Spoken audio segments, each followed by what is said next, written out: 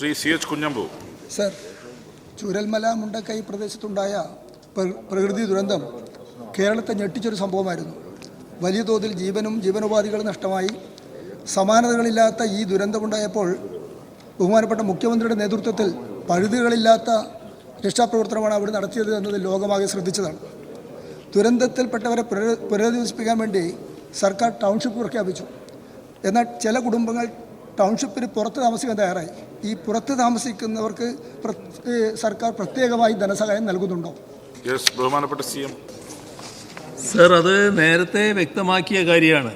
ഈ നമ്മൾ ഒരുക്കുന്ന പുനരധിവാസത്തിൻ്റെ ഭാഗമായുള്ള ടൗൺഷിപ്പിൽ താമസിക്കുന്നതിന് ഏതെങ്കിലും തരത്തിൽ അവർ താല്പര്യം കാണിക്കുന്നില്ലെങ്കിൽ അത്തരം ആളുകൾക്ക് മറ്റ് സ്ഥലങ്ങളിൽ താമസിക്കാമെന്നുണ്ടെങ്കിൽ അവർക്ക് 15 ലക്ഷം രൂപ ഇവിടെ വിതരണം ചെയ്യും എന്ന് നേരത്തെ തന്നെ വ്യക്തമാക്കിയിരുന്നു.